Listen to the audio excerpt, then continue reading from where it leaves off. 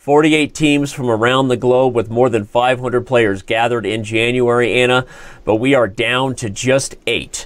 And as you and I take a look at the Elite 8, as we're going to call them during our March Madness Pro Chess League bracket breakdown, who do you have winning between the Norway Gnomes and the Gorky Stormbringers? Well, the Russian team from Nizhny Novgorod clearly is the upset team of the season, but I do believe that Magnus Carlsen's team will go through and we will see them in the semis. Okay, well, if Magnus Carlsen is in the semis, does that mean you also have Maxime Vachier-lagrave leading his team to the semis? I do have them as well in the semis facing the Norway Gnomes. So I think that, yes, the Stockholm Snowballs is a very solid team and they have a female player on their team, Ina Agres. So, of course, I was rooting for them so far, but I do believe that the French team is really strong and will be in the semis.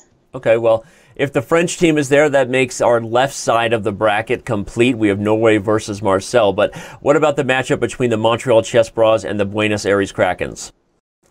Well, the Argentinian team knocked out the Miami champions, Hikaru Nakamura's team, but the Montreal Chess Bras have Fabiano Caruana and all those really funny guys, the Chess Bras, as their name says. So I do go with the Chess Bras.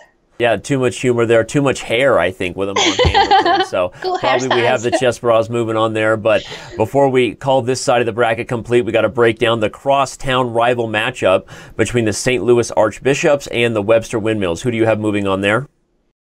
I have the St. Louis Archbishops as the overall winner of the Pro Chess League, so I gotta say that they will move on. Wesley So is unstoppable. He scores 4 out of 4 most of the times, and he has very strong teammates as well, Agobian and Feingold.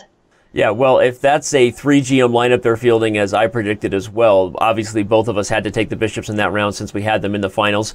But now let's take a look at the Final Four matchup here. We have the Norway Gnomes, the Marseille Migraines, the Montreal Chess Bras, and the St. Louis Archbishops. Starting on the left side of the bracket again, you have star power galore with Magnus Carlsen and MVL. And I know it's not all about the stars, but who do we see winning that matchup, and who do you see moving on?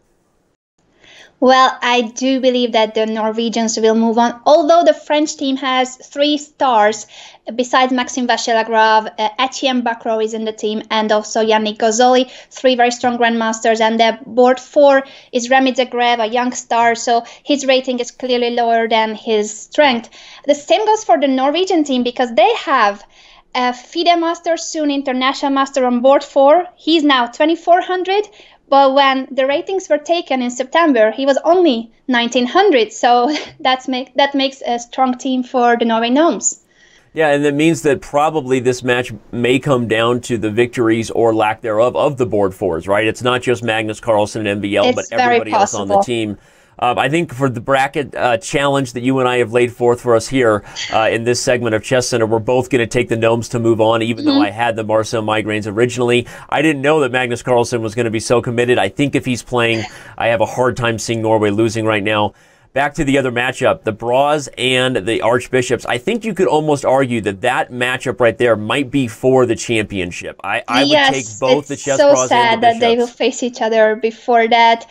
Very strong teams, as you mentioned. And I have to go with the St. Louis Archbishops, but my heart would go for the Chess Bras as well. I would make the 2 teams go forward.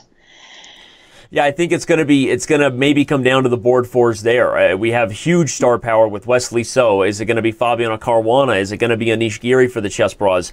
I have either one of those teams as probably favored against either team, either the Marseille Migraines or the Norway Gnomes. So I think whoever wins that matchup between the Chess Bras and the Bishops goes on to win the whole thing. And on that note, you and I both have the Bishops moving on and therefore winning the 2017 Pro Chess League. Anna, regardless of who's actually there and how bad our predictions prove to be, you and I will have the call for the finals on Sunday, March 26th.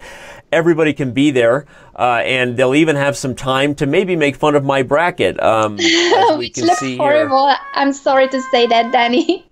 Yeah, it was about as bad a prediction. Wow, look at these red X's everywhere. I feel like my English grammar Nazi teacher went to town on that and corrected all of my horrible grammar. So I don't know how you got it so bad after all the research that you have done. It was a very professional way of predicting the Pro Chess League. You know, I thought at least the sodas overflowing was telling me something, but maybe it really wasn't. Unfortunately, my methods led me astray, but you and I will have the call. Everybody should join us then, and we will see the two teams in the finals, whoever they are, going head-to-head on Sunday, March 26th.